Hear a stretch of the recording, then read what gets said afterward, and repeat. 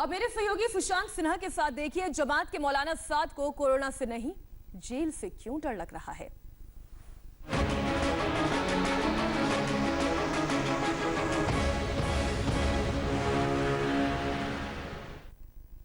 नमस्कार, मैं हूं सुशांत सिन्हा।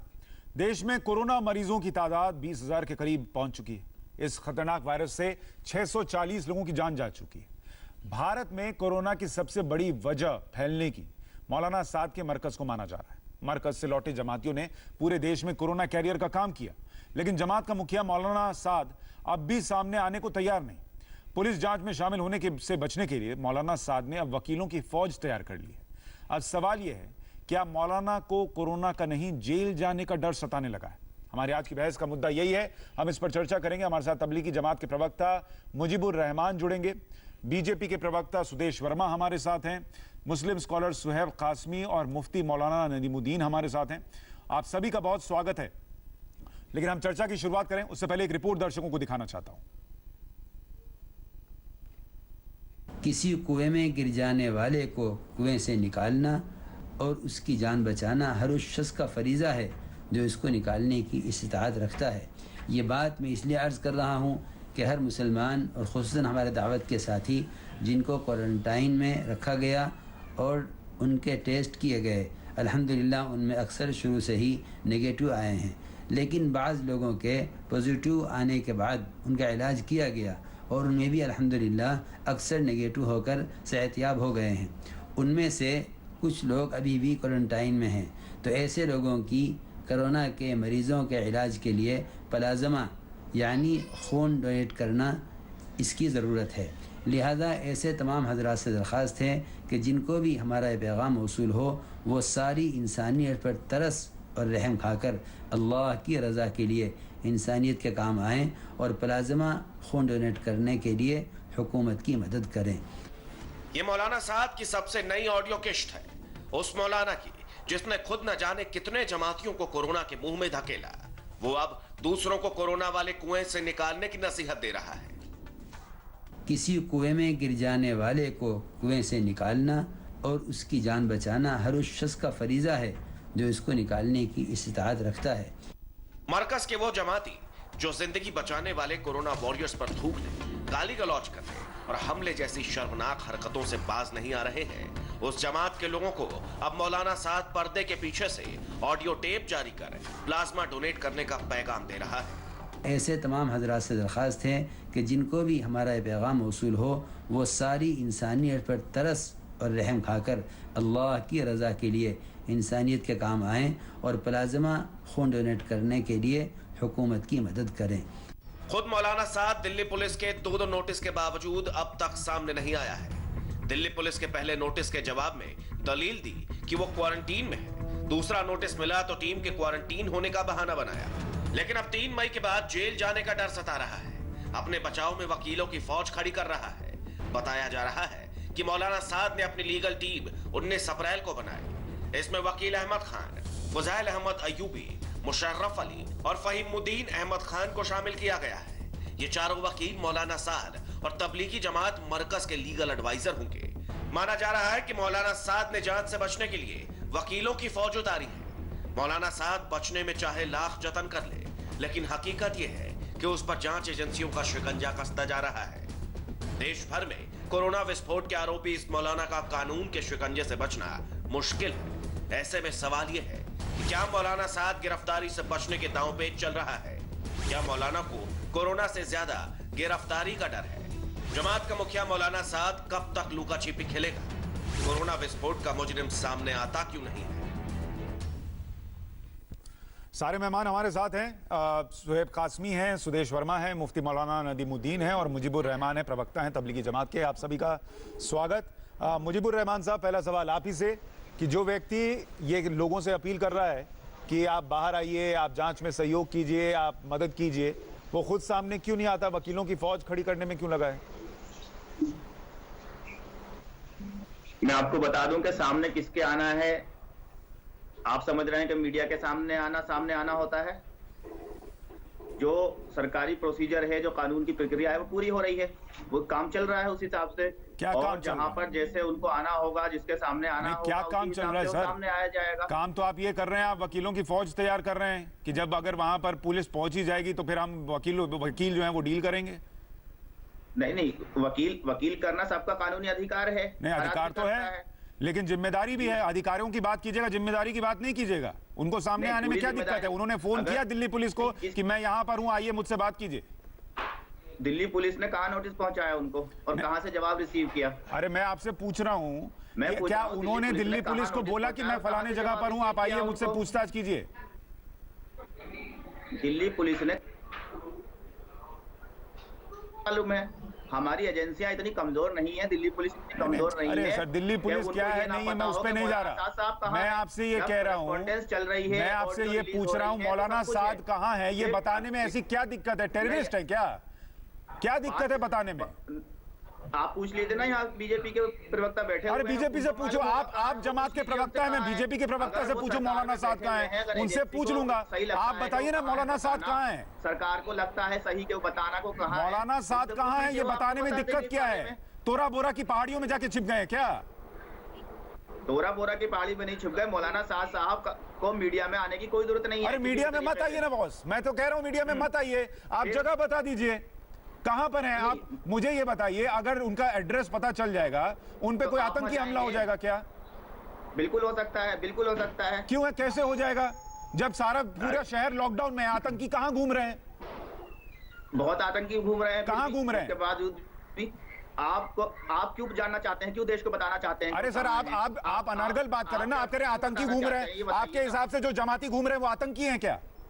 नहीं, मैं जमातियों की बात नहीं कर तो रहा हूं। कौन घूम रहा है? जमाती तो घूम रहे हैं, तो फिर आप कौन आतंकी बता रहे हैं? बताइए कहां घूम रहे हैं? दिल्ली पुलिस को कंफर्म बताइए फोन करके। पता क्यों बताना चाह रहे हैं? अच्छा मुझे ये अगर आप बताइए, मुझसे पूछने की बजाय यहाँ पे आप जाके मुजीबुर रहमान से पूछ लीजिए। अगर सुनिए, उनको बातों लगता की है कि जलेबी पता मत बताना छानिए। सही मैं है, वो आपसे ये आपको पूछ पता रहा बता हूँ देंगे। सर, मैं आपसे ये पूछ रहा हूँ, मौलाना साद कहाँ है? ये बताने में क्या दिक्कत है? वो हिंदुस्तान के अंदर है, हिंदुस्तान की सरजमीन के ऊपर ही है। यहाँ के कानून की इज्जत करते हैं, संविधान की इज्जत करते हैं। कैसी इज्जत कर रहे हैं सर? एड्रेस बताने में क्या दिक्कत है? आपको क्यों बताया जाए? क्यों नहीं बताया जाए? बताइए ना। क्यों नहीं बताया जाए? कोई जरूरत नहीं है। अगर सरकार को लगेगा, एडमिनिस्ट्रेशन को लगेगा, पुलिस को लगेगा कि बताना है, वो अपनी पीसी करके अरे खुद बता देना, पुलिस को फोन कर दें। मैं उनको नंबर दे देता हूँ किसको फोन करना है, बताएं कि मैं यहाँ बैठा हूँ, आइए मुझसे पूछताछ करने। वो तो वकील अपॉइंट करने लग गए। आप मेरा नंबर दे दीजिए, वकील अपॉइंट करने लग गए। लेगा मुझे। आप मेरा नंबर दे दीजिए। अरे तो वकील क्यों अपॉइंट कर रहे हैं ये बताइए ना सर। ये करने के वकीलों को फोन कर सकते हैं, पुलिस को फोन नहीं कर सकते। मैं आपको बता रहा हूँ, आपको शायद पुलिस ने नहीं बताया कि उन्हें मालूम है कि नहीं मालूम है, इसलिए आप कयास लगा रहे हैं। आप पहले उनसे कंफर्म कर लीजिए कि क्या वाकई अरे मैं पुलिस कोई को भी कयास मालूम नहीं है। लगा रहा सर, वो आपसे मैं कहते कोई कि कयास हमको नहीं लगा मालूम रहा हूँ है। मुजीबुर अब आप रहमान। मुझसे बताइए। आप जो कह रहे हैं उससे सीधा सीधा जो सवाल ये है पुलिस वाले हैं, कि अगर एक व्यक्ति, देखिए स्टेशन छुप के है, वो क्या बैठता है वो जिसको आपको डर होता अप्रोच कर रहा है, है? झुक के वो बैठता है जिसको डर होता कि वो कहाँ है। है, मौलाना नहीं साद ढूंढ पा इसका रहे हैं। मतलब डरे हुए हैं और वो घर में बैठे हैं, क्या ये पुलिस बात वाले कही आपको जाएगी। अप्रोच कर रहे हैं कि एजेंसीज ने आपको अप्रोच किया कि सुशांत जी हम फेल हो गए पता लगाने में? नहीं, एजेंसीज मुझे क्यों अप्रोच करेंगी? एजेंसीज तो उनको अप्रोच करेंगी। मैं ये कह रहा हूँ वो क्यों नहीं बता दे रहे? हो गए हैं, अब उन्होंने आपसे अप्रोच की है कि भैया जरा सुरेश पता वर्मा जी लगाइए मुझे ये कहाँ है, बताइए, हमसे तो पता क्या लग नहीं मौलाना पाया है। साद से एजेंसीज ने अप्रोच किया है? मौलाना साद को एक व्यक्ति अपने बिल्कुल बारे में इस अप्रोच देश में किया क्यों नहीं है, बता सब सकता वो बातें कहाँ चल रही है? सब correspondence चल रही है, अपना देखिए, काम चल रहा है, कोई सुशांत दिक्कत की बात जी, नहीं है इसके अंदर। सुशांत जी किस तरह की बात कर रही है? मौलाना साहब ने क्राइम किया है, वो खुद भागे हुए हैं, उन्होंने लॉ को वायलेट किया है, और उसके बाद जिस तरह की अफवाह फैलाए हैं कोरोना के खिलाफ, ये सब जो है बहुत बड़ा जघन्य अपराध है। और आप वीडियो के थ्रू मैसेज दे रहे हैं, आपकी जो रिस्पॉन्सिबिलिटी, आप बहुत बड़े नेता होंगे अपने कम्युनिटी के, उससे फर्क नहीं पड़ता, आप एक आम नागरिक हैं, इस बात को मत भूलिए। और आम नागरिक पर जो कानून चलता है वही कानून आपके साथ भी चलेगा। अगर 2 बार पुलिस समन करती है, आप नहीं जाएंगे तो पुलिस आपको अरेस्ट कर सकती है। आपका ये फर्ज बनता है कि आप पुलिस के सामने आइए, क्योंकि आप छुप जाएंगे और बोलिएगा नहीं पुलिस हमें पकड़ ली है। ये चोर पुलिस का खेल नहीं हो रहा है। आपको अपनी सर मैं रिस्पॉन्सिबिलिटी तो को बहुत निभाना होगा। सिंपल सी बात कह रहा हूँ। मुजीबुर रहमान साहब मुझे एक बात बताइए। मुजीबुर रहमान, एक मिनट सर, एक मिनट मुजीबुर रहमान साहब, मैं बाकी मेहमानों के पास भी जाना चाहता हूँ, पहले एक बात बताइए मुजीबुर रहमान साहब। कि हम अभी अरेस्ट अरे मुजीबुर रहमान साहब, मुझे एक बात बताइए ना, नहीं लाना चाहते हैं मुजीबुर रहमान, मुजीबुर रहमान मुझे एक बात बताइए, मुजीबुर रहमान मुझे एक बात बताइए, एक बिल्डिंग में आग लगी हुई है, ठीक है, उसमें जितने लोग फ्लैट में हैं उनको पता चल गया आग लगी हुई है, उनको क्या करना चाहिए? भाई सबसे पहले आग बुझाएंगे। अरे पहले घर से निकल के नीचे आएंगे तब तो आग बुझाएंगे ना, बिल्डिंग में अपने अपने घर पे थोड़ी आग निकल के आएंगे तो पहले बुझाने की कोशिश होगी तो बुझाया जाएगा। तो बाहर आ जाएंगे ना, या वेट करेंगे कि फायर ब्रिगेड वाला मेरे घर में आके मुझे न्योता देगा, मुझे बोलेगा कि सर प्लीज अब आप बाहर आइए तब मैं बाहर आऊंगा? तो आग नहीं लगी, हो सकता है आग उन्होंने लगाया हो तो भाग जाएंगे वहां से, जो मौलाना ने किया है। बाहर आएंगे ना सर, वही कह रहा हूँ, आग बुझा ली। मौलाना साहब बाहर आ जाएं। वेट क्यों कर रहे हैं कि दिल्ली पुलिस आएगी, हमें माला पहनाएगी, फिर हमको ले जाएगी पूछताछ के लिए? वकीलों की फौज क्यों खड़ी कर रहे हैं? अरे आपको मालूम है कि हिंदुस्तान के अंदर लॉकडाउन चल रहा है, नॉर्मल सिचुएशन नहीं है। आप समझ क्यों नहीं रहे बात को? नहीं मैं तो समझ गया सर, मैं समझ गया मुजीबुर रहमान। लॉकडाउन में 4 वकील को फोन करके अपनी वकीलों की फौज तैयार की जा सकती है, एक पुलिस वाले को फोन करके बुला लीजिए, मैं यहाँ बैठा हूँ। अरे मोबाइल पर मैसेज भेज रहे, मोबाइल पर फोन भी तो कर सकते हैं। आपको किस पुलिस वाले ने अप्रोच करा? मुझे ये बताइए कि आप ऐसा जो है मशवरा करें। अरे भाई आप तो बेकार की बात, आप जो है आतंकी सड़क पे घुमवा रहे हैं। पुलिस वाले ने किसने अप्रोच किया? अरे पुलिस नोटिस भेज रही है, नहीं दिख रहा है क्या? फेल हो गई हैं, अब वो बस आप सुहेब कासमी साहब, एक मिनट अब रुक जाइए सर, आपकी जलेबी छनती रहेगी सर, उसमें कुछ नहीं है। सुहेब कासमी मुझे ये बताइए, क्या मौलाना साद अपने वकीलों की फौज खड़ी कर सकते हैं, एक जिम्मेदार नागरिक के तौर पर सामने नहीं आ सकते? मैं आपको यही तो बता रहा हूं। अरे आप रुकिए, अब मैं सुहेब, ये जो महामारी है, आप एजेंसी हमारे प्रधानमंत्री ने हमारे प्रधानमंत्री ने पूरे देश को संबोधित करते हुए ये कहा है कि तमाम समुदाय के जितने भी लोग हैं, चाहे वो मौलाना हो या जिस समुदाय के जिम्मेदार लोग हों, वो सबसे पहले तो इसके अंदर सहयोग करें और अपने समुदाय के लोगों को समझाएं कि इस जंग को लड़ने के अंदर हम साथ खड़े होकर जंग को लड़ें, क्योंकि इस जंग को हम जब भी जीत सकते हैं कि जब हम इस जंग को बड़ी शिद्दत के साथ में, बहुत ही एहतियात के साथ में लड़ेंगे। और तबलीगी जमात का जो वाक़या हुआ है, मेरी एक बार फिर अपील है तमाम जमात के लोगों से कि तमाम लोग अब भी अगर कहीं कहीं बचे हुए हैं, ये इलाकों के अंदर हैं, तो वो सरकार को अपना दुश्मन न समझें और सरकार आपका इलाज करना चाहती है ताकि आपकी वजह से आपका मोहल्ला, आपका शहर, आपका जो है इलाका, आपका सूबा बर्बाद ना हो। नहीं सुहेब कासमी जी, जब मैं ये कहता हूँ कि मौलाना साद को अपनी जगह बता देनी चाहिए, सामने आ जाना चाहिए, तो उसमें एक बड़ा मैसेज ये है कि जो व्यक्ति लोगों से कह रहा है कि आप सामने आइए, आप बताइए, जब वो खुद ही उसका फॉलो नहीं कर रहा, उसको उस बात को खुद ही अमल में नहीं ला रहा, तो वो दूसरों को क्या प्रभाव छोड़ेगा? दूसरे सोचेंगे ये तो खुद ही बैठे हैं, इनके बारे में पता नहीं है कहाँ है, तो हम क्यों बाहर आए? बिल्कुल सरकार के जितनी भी एडवाइजरी है वो सरकार ने जो भी कहा है, जो है तमाम जो है लोगों से, जमात के, चाहे मौलाना साद हो या मौलाना शहजाद हो, सभी लोगों से कि आप लोग सहयोग करिए और जो उनको नोटिस दिए गए हैं, 26 चीजों के नोटिस दिए गए हैं, उसका जवाब दीजिए, उसके जवाब दीजिए। जवाब देने के बाद में जो भी मैं आपके पास आऊंगा, सबसे बड़ी बात यह है कि प्रधानमंत्री ने एक बार फिर ये बात कही है कि इसको मजहबी रुख नहीं देना चाहते हम, और सरकार का सीधा मत है कि जो बीमारी है मजहब देख के नहीं आती है, बल्कि देश इस वक्त इस बीमारी से जूझ रहा है। सुहेब कासमी भी ये अपील कर रहे हैं और मानते हैं कि मौलाना साद को सामने आना चाहिए। मौलाना नदीमुद्दीन, आपके हिसाब से मौलाना साद को सामने आना चाहिए, नहीं आना चाहिए, क्या दिक्कत है? देखिए,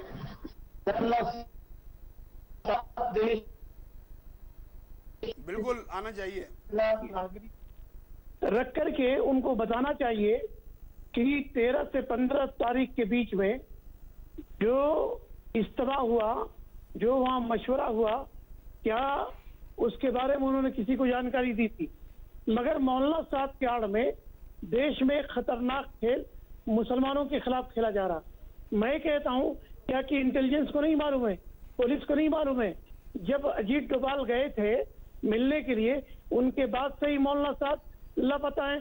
तो भाजपा और मौलाना साहब के बीच में गठबंधन है, मौलाना साहब लीजिए। और भाजपा के बीच में समझौता। अब ये नया हो गया सर। बात पूरी नहीं हाँ, ये कैसी बात पूरी बेवकूफ होने वाली दीजिए। बातें करते हैं ये जो है, हर मुद्दे को जो है या तो मोदी जो है इनके खिलाफ है, भाजपा सरकार इनको बर्बाद करना चाहती है, और कभी कहते हैं गठबंधन है। ये नहीं चाहते कि देश का मुसलमान जो है इस कोरोना की लड़ाई के अंदर देश का सहयोग करे। ये चाहते हैं इस मौलाना नदीम जैसे लोग ये चाहते हैं कि देश के लोग जमाती असहयोग करें, और जो है जो हरकतें चल रही हैं वो बढ़ती रहें, क्योंकि 3 महीने तक इन्हीं लोगों ने देश के मुसलमानों को सड़कों पर बैठा के रखा और आजादी के नारे लगवाए और प्रधानमंत्री और गृह मंत्री को गालियां बकवाई, और देश के अंदर हर मुद्दे को ये मजहबी रंग देके एक मिनट सरकार के खिलाफ खड़ा करके ये चाहते हैं कि देश का मुसलमान सरकार से लड़ता सुदेश रहे। वर्मा जी, मुझे ये बताइए कि क्या दिल्ली पुलिस के लिए इतना मुश्किल है मौलाना साद को ढूंढ पाना? देखिए, ढूंढना एक प्रक्रिया होती है, लीगल प्रक्रिया है। आप जब समन करते हैं तो घर में समन भेजते हैं, और किसी भी व्यक्ति को भगोड़ा डिक्लेयर करना एक जुडिशियल प्रोसेस के थ्रू होता है। आपको पता है कोरोना की महामारी फैली हुई है, इसमें किसी को भगोड़ा डिक्लेयर कराना पड़ेगा और उसके बाद उसको ट्रैक करना पड़ेगा, एक प्रोसेस है। लेकिन जो आम व्यक्ति है उससे पता है, देखिए अगर आपको लॉ के बारे में नहीं पता है तो इसका मतलब नहीं है कि आपको सजा नहीं मिलेगी। Ignorance of law is no excuse. अगर आप किसी का खून कर देते हैं अपने इग्नोरेंस में कि हमको पता नहीं है खून की सजा क्या होती है, तब भी आपको खून की वही सजा मिलेगी। आप तो वकीलों को ढूंढ रहे हैं, आपको पता है, आप तो कम्युनिटी के नेता बोलते हैं अपने आप को, आपको तो खुद खुलकर आना चाहिए। मुजीबुर रहमान साहब, आप सुन रहे होंगे इस पैनल में 3 लोग बैठे हैं आपके अलावा, और वो तीनों ये मानते हैं कि मौलाना साद को सामने आकर खुद बताना चाहिए कि मैं यहाँ हूँ, मैं आपकी मदद के लिए तैयार हूं, आप यहां आइए, सोशल डिस्टेंसिंग मेंटेन करते हुए मुझसे पूछताछ कीजिए, जो जानकारी चाहिए वो ले लीजिए। मैं आपको बता दूं सुशांत, यहाँ पे जो बैठे हुए लोग हैं उनको नहीं मालूम कि साद साहब कहाँ हैं, तो उनकी एक एक्सपेक्टेशन है कि भाई उनको पता चल जाए कहाँ है। आपको मालूम है तो आप बताइए। लेकिन आपको मालूम है, एजेंसीज हैं, आपको मालूम है वो कहाँ है, जो एजेंसीज हैं उनको मालूम है, एजेंसीज उनसे कांटेक्ट कर रही है। नहीं, आपको मालूम है मुजीबुर रहमान की मौलाना साद कहाँ है? पूरा कोऑपरेशन चल रहा है। आप क्या समझ रहे हैं? कोऑपरेशन किसके साथ चल रहा है भाई साहब? हाथ पे हाथ कौन सी साजिश है कोऑपरेशन के साथ? ये ऐसा सिर्फ परसेप्शन है आपका। नहीं, सब मालूम है। मुजीबुर रहमान, सीधा जवाब दीजिए ना, इतना घुमाते क्यों हैं? मैं आपसे पूछ रहा हूँ मौलाना साद कहाँ है, क्या आपको पता है? एजेंसी के साथ वो सड़क हो रहा है मौलाना मीडिया साहब के का। कैमरे बुला के नहीं काम करेगा। अरे भाई, मीडिया के कैमरे मत बुलाइए ना, मैं तो दूसरी चीज पूछ रहा हूँ। आपको पता है मौलाना साहब? मेरे पता होने ना होने से आपको क्या मतलब है? या किसी को भी क्या मतलब है? आपको पता है कि नहीं पता है? ये चीज आप सिर्फ ये पूछिए कि एजेंसीज को पता है कि नहीं पता है। अरे मैं आपसे पूछ रहा हूँ, आपको पता है कि नहीं पता है, ये बताइए ना। क्या है भाई साहब, इतना तो आपको बोलना ही पड़ेगा कि कहाँ गए मौलाना, भगोड़ा डिक्लेयर हो गया, क्या किया जाए इनके साथ? देश क्या करे ऐसे व्यक्ति के साथ जो छुप जाए? क्लियर करा भगोड़ा मैंने तो बताया ना, टाइम लगेगा, रहमान, प्रोसेस है। आप सोचिए क्या हालत है आपकी संस्था की कि आपके, एक मिनट सुदेश वर्मा जी, एक मिनट सुदेश वर्मा जी, सुदेश वर्मा जी, एक मिनट, आपके संस्थान की क्या हालत है जमात की कि जमात के प्रवक्ता को नहीं पता कि मौलाना साद कहाँ है? आप जो है माफी मांगे भगोड़ा कहने पे। अरे आप छोड़िए, माफी छोड़िए ना, आपसे मैं जो पूछ रहा हूँ वो बताइए। आप ये बताइए मौलाना साद कहाँ है, आपको ये नहीं पता? क्या हालत है इस संस्थान की? मांगने पड़ेगी सारे जमातियों को, सारे मुस्लिम कौम से माफी मांगनी पड़ेगी। आपने बदनाम किया है, आपको भी माफी मांगोगे? आपको भी माफी मांगनी पड़ेगी। अरे जमाती लोग बदनाम कर रहे हो कम्युनिटी को, सबसे माफी मांगनी पड़ेगी। आगे प्रवक्ता बने हुए हो, पता नहीं है कहाँ पर है। जमात का तो काम ही है अच्छे काम करना, माफी क्या? अगर हमारे माफी एक minute Sudesh Verma ji, please 1 minute रुक जाइए सर, 1 मिनट। हम हमेशा अच्छे काम करने वाले लोग हैं, अच्छी तालीम देने वाले लोग हैं, मुजीबुर रहमान सुनिए, मैं आपको बता रहा हूँ, मुझे नहीं पता आपको जमात में प्रवक्ता किसने बनाया, पर प्रवक्ता का काम यह होता है कि संस्थान से जुड़े हुए जो जानकारी मांगी जा रही है, अगर आप बतौर प्रवक्ता हैं तो आप जानकारी दें। आप ये बैठकर यहाँ पर नहीं बोलें कि आपको क्यों बताएं, ये हम खेल नहीं ना खेल रहे हैं सर। नहीं ना, बिल्कुल सुशांत, ये कोई छोटा मौलाना साहब एक आम आदमी नहीं है, उनके करोड़ों की तादाद में हिंदुस्तान में फॉलोअर्स हैं। ये मैं नहीं कह रहा, ये आम व्यक्ति है। वही तो कह रहा हूँ कि करोड़ों फॉलोअर है उनको आ जाना चाहिए। कह रहे हैं आपके लिए और तो ऐसे पार आदमी में का करोगे। पब्लिक में एक मिनट, डालना, एक मिनट। ऐसे आदमी कानून को अच्छा, मैं एक चीज और दिखाना चाहता हूँ, उसके पहले एक सवाल का जवाब दे दीजिए। मुजीबुर रहमान, एक सवाल का जवाब दे दीजिए। मैं एक वीडियो दिखाना चाहता हूँ, उसके पहले एक सवाल का जवाब। मुजीबुर रहमान, सड़कों पे आ जाए। अच्छा एक मिनट। मुजीबुर रहमान, आप मौलाना साद से कभी सामने सामने तो मिले होंगे, आज के पहले भी? सब मिलते हैं, सब मिलते हैं, मैं ठीक क्या है। सब मिलते हैं? उनके पास आज की दुनिया, आज के टाइम में मोबाइल तो होगा ही। नहीं, उनके पास मोबाइल नहीं है जनाब। उनके आसपास के लोगों के पास मोबाइल जी होगा। बिल्कुल, जी बिल्कुल है, बिल्कुल है जी। तो मैं ये जानना चाहता हूं, आज की इस हाईटेक दुनिया में जब सबके मोबाइल में कैमरा है, वो ऑडियो संदेश क्यों भेजते हैं, वीडियो संदेश क्यों नहीं बनाते? नहीं नहीं, वो वीडियो नहीं बनवाते हैं अपना। क्यों? वो टीवी नहीं देखते हैं, वो न्यूज नहीं पढ़ते हैं, वो मोबाइल यूज नहीं करते हैं, वो अपनी वीडियो नहीं बनवाते हैं। मैं पूछ कोई रहा हूं, लोग वीडियो चोरी क्यों नहीं छुपे बनवाते हैं? उधर से बना ले, बाकी कुछ नहीं। वीडियो क्यों नहीं बनवाते हैं? उनकी पर्सनल चॉइस है भाई। नहीं, मतलब पर्सनल चॉइस का मतलब क्या? ऑडियो दे सकते हैं, वीडियो नहीं बनवाते हैं? नहीं नहीं नहीं बनवाते हैं वो। उनकी सोच है, उनकी पर्सनल चॉइस है, उसके ऊपर क्वेश्चन नहीं कर सकते हैं कि क्यों नहीं बनवाते अच्छा, हैं। न्यूज चैनल भी नहीं देखते, अखबार भी नहीं पढ़ते हैं? नहीं नहीं, बिल्कुल नहीं, बिल्कुल नहीं। तो यही तो दिक्कत है ना सर। दुनिया में क्या हो रहा है इसका पता ही नहीं है। आंख मूंद के बैठे रहेंगे तो यही होगा कि जमात में लोग बैठे रहेंगे और उसके बाद बाहर जाकर कोरोना फैलाएंगे। न्यूज चैनल देखते और अखबार पढ़ते तो पता होता कि कैसे खतरा आ गया है सामने। यही तो दिक्कत शुरू हुई, आज आपने खुलासा कर दिया। ये तो आप मौलाना साहब की बात कर रहे हैं कि वो न्यूज चैनल नहीं देखते, अखबार नहीं पढ़ते, इसलिए उनको खतरा नहीं पता चला। लेकिन यहाँ तो भारत सरकार को खतरा अरे नहीं वो पता छोड़िए चला। ना सर, मैं ये कह रहा हूँ भारत सरकार ने क्या किया वो दुनिया के सामने है। मैं कह रहा हूँ आज आपने बड़ा खुलासा किया कि मौलाना साहब ना अखबार पढ़ते हैं ना न्यूज चैनल देखते हैं, उनको दुनिया का पता ही नहीं है। उनकी दुनिया यही है कि मस्जिद में अगर तुम्हारी डेथ भी हो जाए तो तुम्हें जन्नत मिल जाएगी। यहीं से तो सारी समस्या खड़ी हुई, सारी समस्या यही खड़ी हुई कि दुनिया में क्या चल रहा है इसमें आके मूंद के बैठे रहो। में आने से जिसको रोकना था उसको आपने आज सब बता दिया सर। इतनी सी बात से सब क्लियर हो गया कि कहां से दिक्कत है। अपने दिमाग की खिड़कियां बंद कर लेने से काम नहीं चलेगा। तो ये बड़ी शर्म की बात है। अब एक वीडियो और दिखाता हूं, अभी वो देखिए। हो सकता है अभी एक वीडियो और देखिए। कोरोना से जंग लड़ रहे कोरोना वॉरियर्स पुलिस वालों को जगह जगह मुश्किलों का सामना करना पड़ रहा है। अस्पतालों में भर्ती जमातियों का इलाज करने वालों को क्या दिक्कत आ रही है, इस पर एक वीडियो देखिए। अलीगढ़ में भुजपुरा इलाके में बाजार बंद कराने गई पुलिस पर भीड़ ने पथराव किया। इस पत्थरबाजी में एक पुलिस वाला घायल हो गया। एक सेकंड आ रहा हूं आपके पास। उसके सिर में चोट लगी। 10 बजते ही पुलिस वाले बाजार बंद कराने गए थे। इस बीच पुलिस के ऊपर पत्थरबाजी होने लगी। अलीगढ़ में जरूरत का सामान खरीदने के लिए सुबह 6 बजे से 10 बजे तक लॉकडाउन में छूट दी जाती है जिससे पब्लिक सामान खरीद सके। आज 10 बजते ही जैसे ही पुलिस वाले बाजार बंद कराने पहुंचे, उनके ऊपर छतों से, गलियों से जबरदस्त पत्थरबाजी होने लगी। बाद में मौके पर काफी संख्या में पुलिस वाले पहुंचे और पत्थरबाजों की तलाश करने में जुट गए। यह अलीगढ़ की तस्वीर है जहां पर पुलिस पर पथराव हुआ है। ये देखिए घरों से कैसे बड़े बड़े पत्थर चल रहे हैं।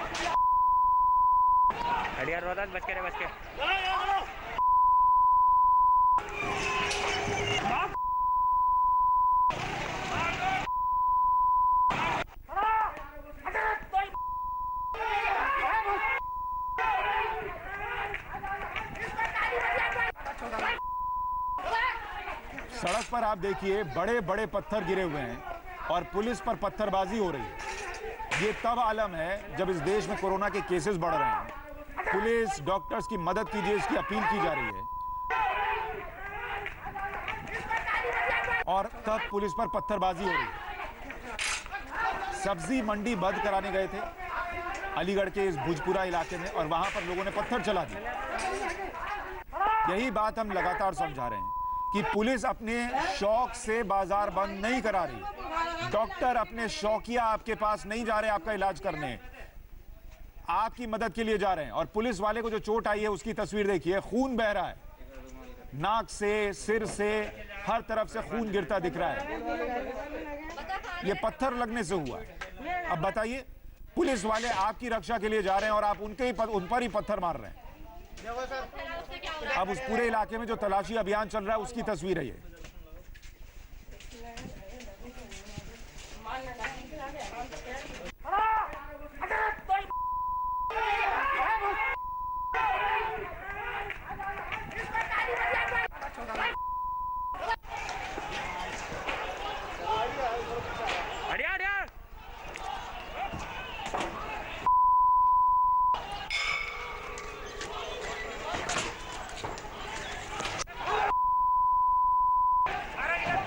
इससे पहले भी ऐसी तस्वीरें आ चुकी हैं, आज फिर आई है। लोगों को ये लगना चाहिए कि जब कोरोना के केसेस बढ़ रहे हैं तो शायद लोगों को समझ में आएगा कि पुलिस की, डॉक्टर्स की भूमिका कितनी अहम है। यहाँ वो उल्टा रहा है, यहाँ पुलिस पर ही पत्थर बरसाए जा रहे हैं, पुलिस वाले का खून बह रहा है। पुलिस वाले आपका खून न बहे, आपकी जिंदगी सलामत रहे, इसके लिए आपके पास पहुंच रहे हैं और आप उनकी जान लेने पर आमादा हैं, उनका खून बहा रहे हैं।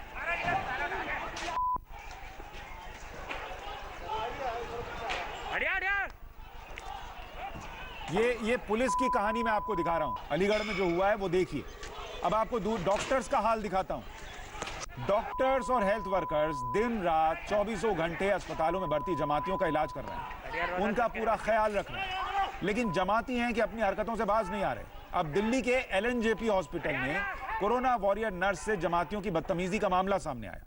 तबलीगी जमात के लोगों ने नर्स के साथ क्या किया ये मैं आपको नहीं बताऊंगा, आप खुद उस कोरोना वॉरियर नर्स की जुबानी सुनिए कि उनके साथ क्या हुआ। ये नहीं थे, कोई और थे। उन्होंने ठंडे खाने के ऊपर के खाना अच्छा नहीं है, गंदा खाना है और मुझे ये नहीं खाना है, फेंक दिया, मेरा पकड़ लिया, करे इसे तू खा के दिखा और मेरी किटविट फाड़ दी। फिर मैं कहाँ पे था, कौन से क्वारंटाइन सेंटर की बात कर रहे हैं? ये आप ये 27 की बात है। कहाँ पे है ये मेडिसन यही इसी हॉस्पिटल का। हाँ। मेडिसिन की बात है। तो हॉस्पिटल के अंदर इन लोगों ने ऐसा किया? बोर्ड के अंदर। क्या हुआ था पूरा भाई? कौन लोग थे वो लोग? यही लोग हैं, मतलब हैं मोमडन, लेकिन है जमात वाले, लेकिन ये बाहर के लोग नहीं, जैसे इंडोनेशिया वगैरह, ये इंडोनेशिया के ये नहीं थे। हाँ। और मुस्लिम जमात के लोग थे। तो जमात के जो लोग थे, निजामुद्दीन से आए थे, उन लोगों ने ये सब किया? पता नहीं वो कहाँ के थे, बहरहाल वो सारी जमात के ही लोग हैं। हाँ। क्या हुआ था ना? वो खाना ठंडा था, ठंडे खाने के ऊपर उन्होंने बोला कि पहले ये खाना आप खाओ फिर मुझे खिलाओगे। हाँ। तो मैंने किसी तरह से वो मेरे को मतलब दबोचना चाहा, कम से कम 15-20 लोग थे। मैंने गाड़ी फेंक कर मैंने अपने आप को भागी तो इन्होंने मेरी किट पकड़ के फाड़ दी। ये एप्रिन आपका फाड़ दिया? फाड़ दिया, ये किट है, इसे फाड़ दी पीछे से। हाँ। फिर मैंने डॉक्टर धर्मिंदर को बुलाया, आवाज़ लगाई।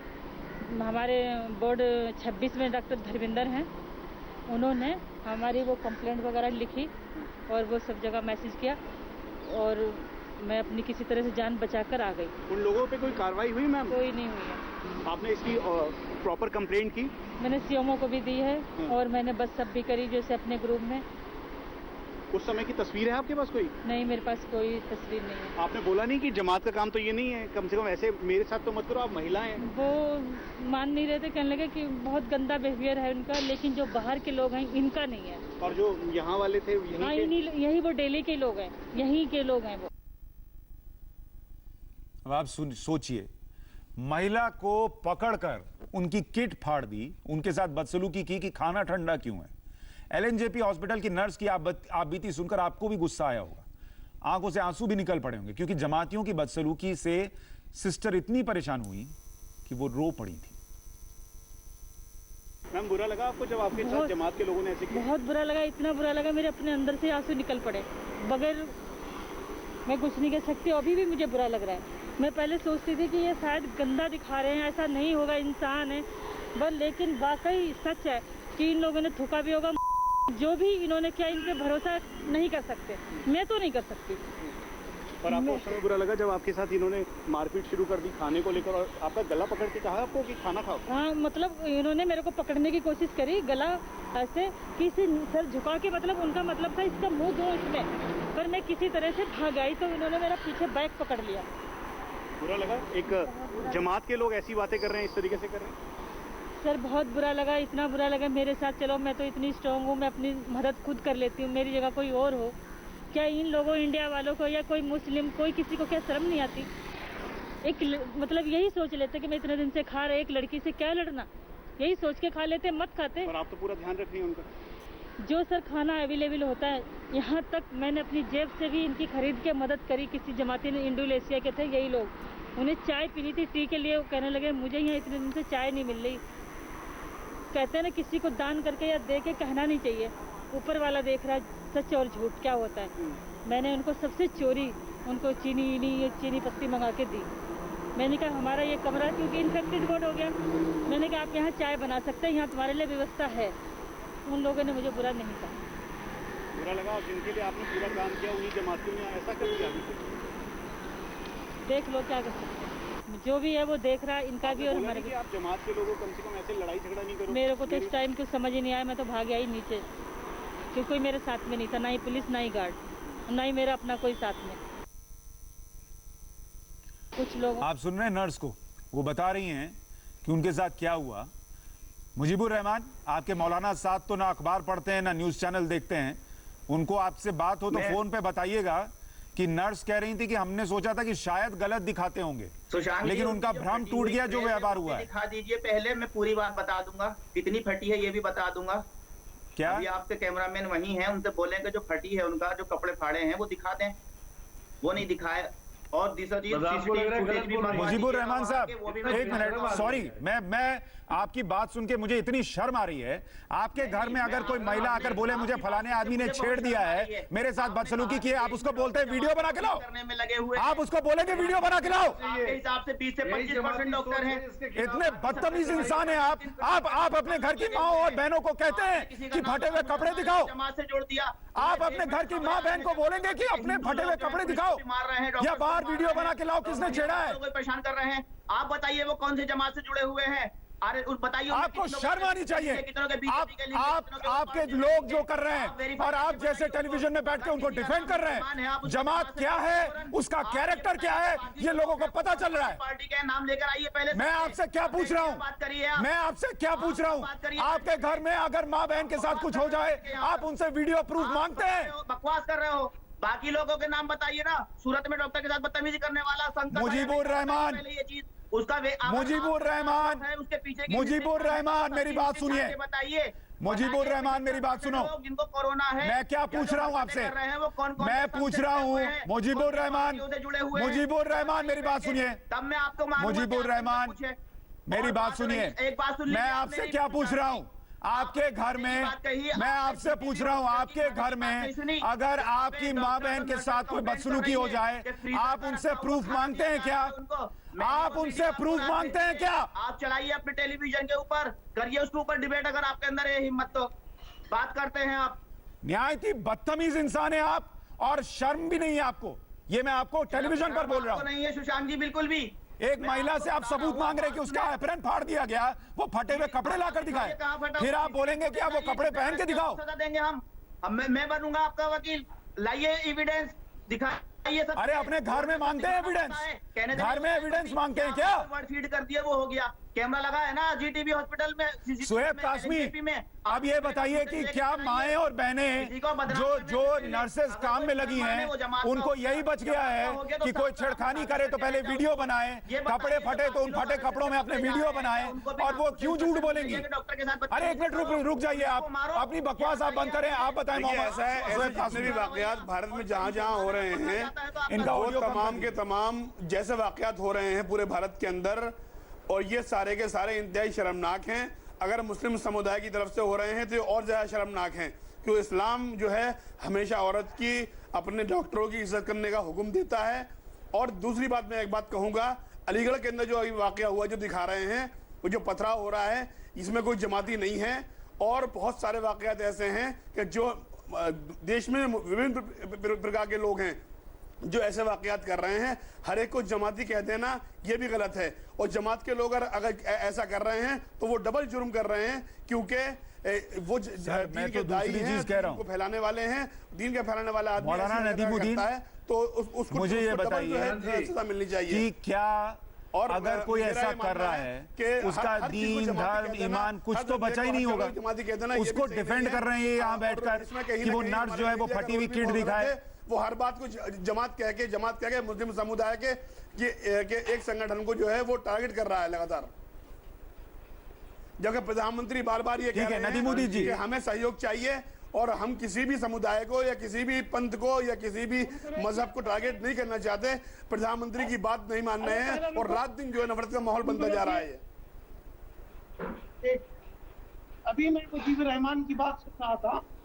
मुजीबुर रहमान ने जिस तरह से शर्मी की बात की है, मैं निंदा भी करता हूँ, और सोच कि निंदा करता हूँ, ये शर्म, चाहे वो डॉक्टर हो, चाहे वो पुलिस हो, हमारी जिंदगी बचाए। महिला के साथ जो दुर्व्यवहार हुआ, और मुझे खुशी है आप बता रहे हैं कि मुजीबुर रहमान ने जो बात कही वो बेशर्मी की बात थी। एक आखिरी रिएक्शन सुदेश वर्मा आपका। देखिए सुशांत जी, बहुत शर्म की बात है, जिसने भी ऐसा किया है उसके खिलाफ सख्त कार्रवाई होनी चाहिए। कुछ लोगों को लगता है वो कानून के ऊपर हैं और कानून उनका कुछ नहीं बिगाड़ पाएगी, कानून को असर्ट करना पड़ेगा। और ये लोग जो डिफेंड कर रहे हैं, कुछ नहीं होने वाला। आप अपने कैरेक्टर को बता रहे हैं, प्लीज अपने आप को इस तरह मत डिफेंड करिए जहां आप खुद एक्सपोज हो रहे हैं। ये तो कोरोना के कारण पता लगा कि जमात में होता क्या है। ये तो जिस तरह की बातें आप लोगों ने फैलाई है वो देश के खिलाफ है। जिस तरह का भाषण आपने दिया है, जिस तरह की आपने दकियानुसी बातें की है, उससे लगता है जाहिलियत है और कुछ नहीं है। ये कोई आप मॉडर्न नहीं बना रहे लोगों को। देखिए मुझे लगता है आज इस शो से कम लोगों को 2-3 बातें पता चली होंगी। एक कि मौलाना साद इस कदर डरे हुए हैं कि अपनी जानकारी देने की बजाय वकीलों की फौज खड़ी कर रहे हैं। दूसरा, मौलाना साद ना अखबार पढ़ता है, ना टीवी देखता है, ना न्यूज चैनल्स देखता है। दिमाग की खिड़कियां क्यों बंद हैं अब आपको समझ में आ गया होगा कि दुनिया से कोई वास्ता नहीं, सिर्फ अपने दीन ईमान से वास्ता। दुनिया की सोचे होते और सुने होते तो ये हालात नहीं होते। और तीसरा ये कि जमात के प्रवक्ता बैठकर ये कहते हैं कि महिलाओं और माताओं और बहनों के साथ छेड़खानी हो, उनके कपड़े फाड़ दिए जाएं, तो उन पर यकीन मत कीजिए। उनसे बोलिए कि वो वीडियो बनाकर लाएं। जब उनको छेड़ा जा रहा हो तो वो कहें कि रुको, मैं जरा वीडियो बनाऊंगी, अब मुझे छेड़ो। जब उनके कपड़े फाड़े जा रहे हो तो वो कहें रुको, मैं अभी मेरे कपड़े मत फाड़ो, मैं वीडियो बनाऊंगी तब मेरे कपड़े फाड़ना। ये जमात का कैरेक्टर है जो आज आपके सामने आ गया है। बहुत शुक्रिया आप सभी का इस चर्चा में जुड़ने के लिए, और मैं अल्लाह से उम्मीद करूंगा कि आपको सद्बुद्धि दे तबलीगी जमात के लोगों को, और मौलाना साद को भी, और आपको भी मुजीबुर रहमान। फिलहाल बहुत शुक्रिया। अभी एक छोटे से ब्रेक के लिए रुक रहे हैं। ब्रेक के बाद देखिए कैबिनेट की बैठक पर बड़ी खबर है।